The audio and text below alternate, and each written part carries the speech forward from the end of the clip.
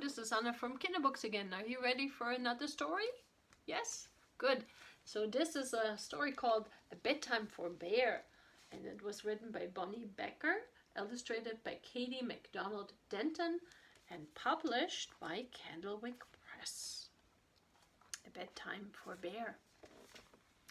Everything had to be just so for Bear's bedtime. His glass of water had to sit on the exact right spot on his bedstand. His favorite pillow must be nicely fluffed. His nightcap needed to be snug. Most of all, it had to be quiet. Very, very quiet. So he has a door, and there's a sign on the door that says, "Do not disturb." So he likes it quiet. One evening, Bear heard a tap, tap, tapping on his front door. He's sitting like me in a chair, reading a book.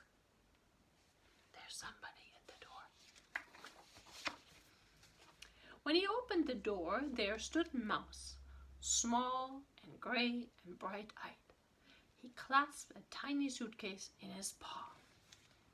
It's right here, so small, and there's Bear. "I'm here to spend the night," exclaimed Mouse with a happy wiggle of his whiskers. "Surely we agreed on next Tuesday," protested Bear. "No," said Mouse. "You most definitely said tonight." "Oh," said Bear. "I don't think he wants a sleepover."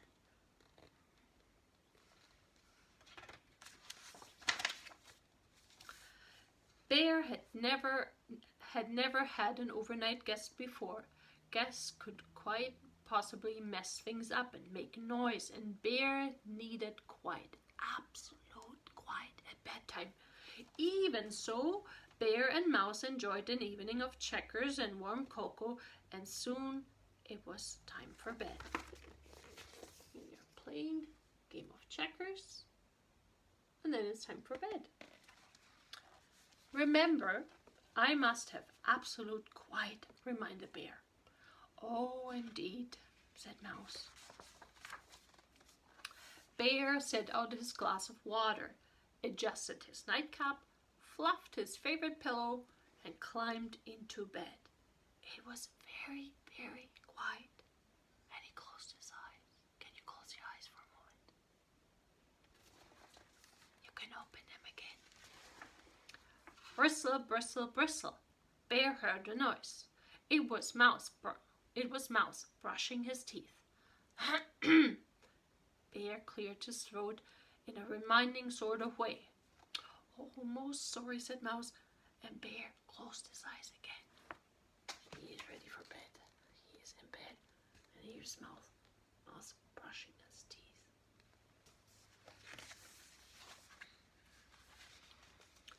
"Hum, hum, pa-bum,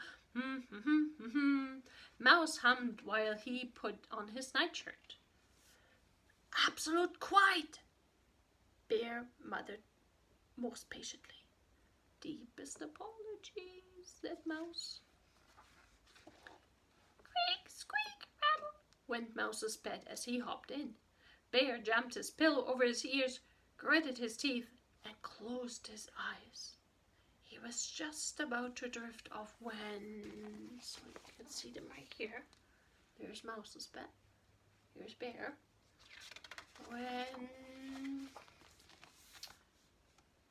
"Good night, Bear," Mouse called softly. Bear tried to pretend he was asleep.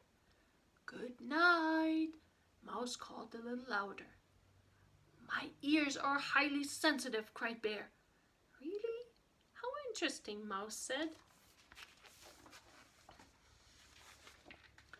"Can you hear this?" Mouse mumbled in his pillow. "Yes." "Amazing. How about this?" Mouse said from under his pillow. "Quiet!" Mouse slipped under his blankets, crawled to the bottom of his bed, and whispered. "Can you hear?" "Silence!" Bear roared.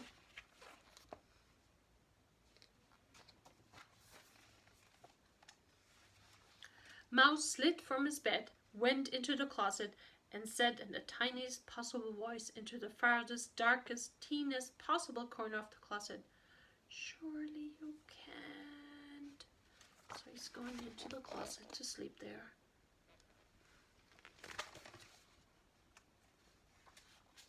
"Will this torment never cease?" wailed Bear. "Sorry, Bear. Good night, Bear," whispered Mouse, tiptoeing back into his bed as quiet as as quiet as a mouse. Bear fluffed his favorite pillow, adjusted his nightcap, and waited. But there was no more sound from Mouse. At last it was quiet. Very, very quiet. Bear heard a shuffling sound. "Mouse, is that you?"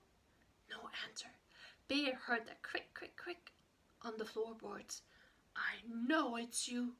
No answer.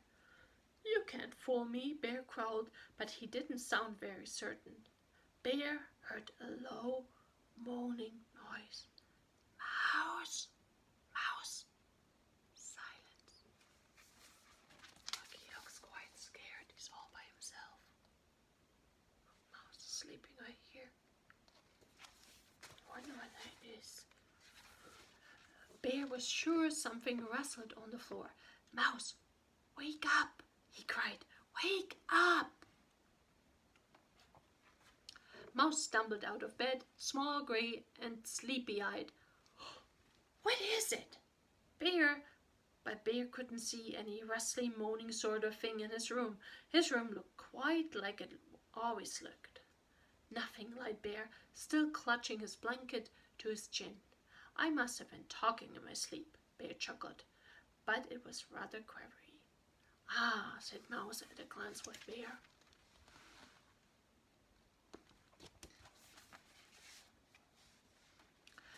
"Could I peek under your bed?" asked Mouse. "Sometimes I like to check for, things, "Well, if you insist," said Bear. "Nothing," said Mouse from under the bed. "You want to check behind the curtains, I suppose," Bear said. "All clear," declared Mouse a moment later. "You'd better check the closet," offered Bear. "Then you won't be the least bit nervous." Mouse came out of the closet dusting his paws. "Not a thing. Thank you, Bear. Good night." I think they're ready for bed again. "Wait," said Bear. "You'll want a bedtime story, I expect," said Bear. "For your nerves?" "For my nerves?" said Mouse. Oh, indeed, I'm quite shaken."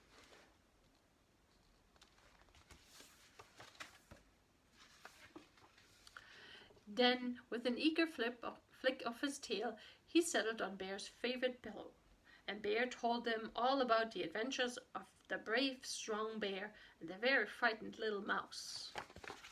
Story time. Good night story, just like we do right now. Soon Bear began to yawn. Mouse yawned too. "Oh, good night," said Mouse. "Good night, Mouse," Bear mumbled.